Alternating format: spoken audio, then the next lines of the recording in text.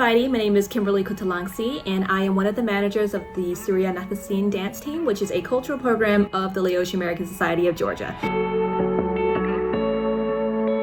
I was born in Gainesville, Georgia, which is a city about 20 minutes away from Cornelia, Georgia. And I was raised in Cornelia, Georgia for pretty much the majority of my life. So my parents are actually the Lao immigrants. My dad came from Sitantay, which is a small fishing village in Vientiane, and my mom is from Lattanaxay, which is a southern city in southern Laos. So as for me, I'm pretty much 100% bona fide Laotian American.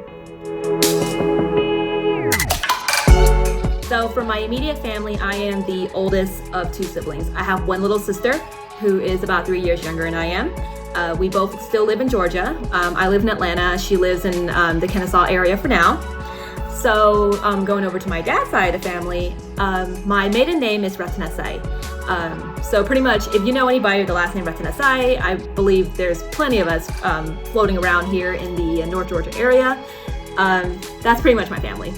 So for my dad's side of the family, I have two uncles that is currently still in Laos, and I have, I believe, three uncles that are in Cornelia and one aunt, and they're all my dad's siblings. So out of them, I believe I have around like 17 cousins or so who are pretty much, most of them are still around here actually in Cornelia. Some of them actually moved out of state. And of course they had kids as well. I mean, I'm pretty much since my dad is the second to youngest in his family, all of my cousins are practically way older than I am. I'm 28 years old currently, and most of my first cousins are either in their 40s or maybe even 50s right now. So I'm pretty much the baby cousin. Of course, a lot of them started their own families and they have a lot of their own kids. So I guess in American terms, they're my second cousins, and I have plenty of those. Or, in Lao terms, those was my nieces and nephews. Going over to my mom's side of family, I only have one family member on my mom's side who lives in Georgia, but he's in Woodstock. The rest of them, my mom has about 4 siblings. One's in Laos, and one of them's in Laos, one's in Iowa, and 2 of them are in Portland, Oregon. And from them, I have about 5 or maybe 6 cousins. And of course, if you want to go beyond that and start looking at second cousins, third cousins, I have way more than I can count. So in regards to family, shout out to the Lattanaxay, Gilpasud, and Siharakin Kamsai family.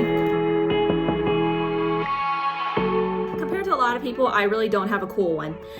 Growing up, my grandpa did call me Nang, but that's very common for any, older female or female in general in a Lao household, which is still not as cool as some that's been listed.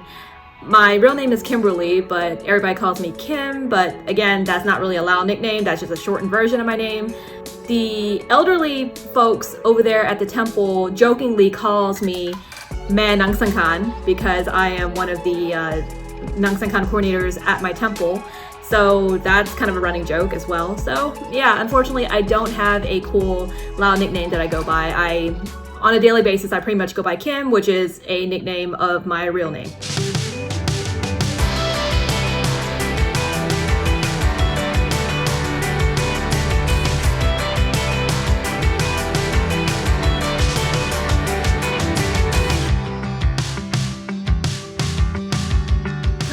I am happily married to Jason Lattanaxay as of this year, and we are both working and living in Atlanta, Georgia.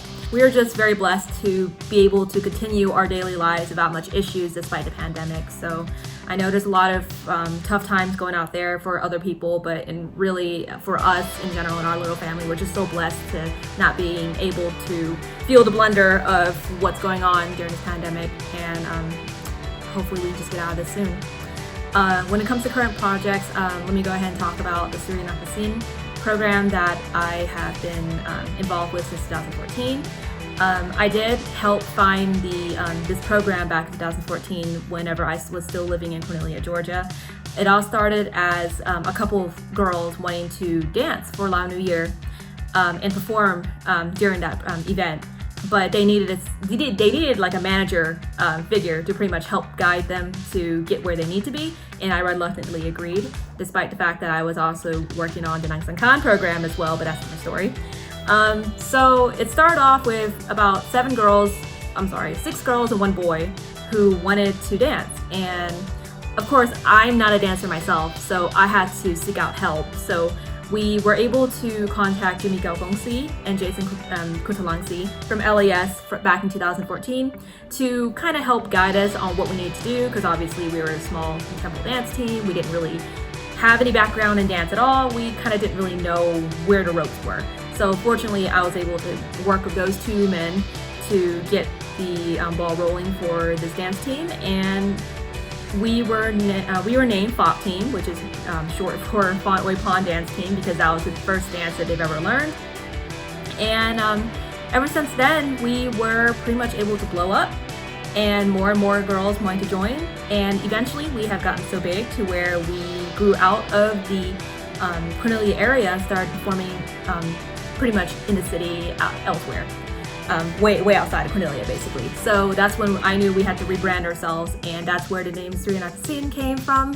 Souliya pretty much means sunrise, which signifies the rebirth, I guess you could say, of the dance team. In 2019, we were merged with Laos American Society, and we have become their newest cultural program. And now pretty much Laos American Society and Souliya Natasinh has become one entity, and we've just been blowing up ever since, performing at more and more places, farther and farther places, and gaining more and more members. So I am very proud and happy of our little team that has grown up from being a small-time temple dance team to a statewide, cultural program. And I do wish to continue to work with them in the future. And also, I am very proud of my other manager that currently is working with me with Souliya Natasinh, Brittany, who started off as one of the original dancers of Souliya Natasinh back in 2014, who pretty much grew up to be the dance instructor, probably the youngest dance instructor that we have in the state of Georgia. Hopefully one day she can probably step up to the plate and take over Souliya Natasinh, and I can finally retire whenever that's going to be. Just kidding. But yeah, that's currently our project right now in regards to Souliya Natasinh. We've kind of been on a standby this year due to the pandemic, but we do plan to come back full blast in 2021 once the festivals start coming back up again. We have a lot of new dances. We have a lot of new, performance ideas that we have in mind that we unfortunately was not able to do this year, but we hope to share with you guys next year. Aside from Laos American Society, I am very active with the Wat La Buddhist Patama. I am the Natasinh coordinator as well as the youth advocate down there or up there in Cornelia. I started working with the temple ever since I was about 13 years old, and I started off as a Natasinh coordinator whenever I was 18, pretty much training the Natasinh and leading that program during Lao New Year every single year. I've done it for about 10 years, going on 11 years now, and I do plan to continue.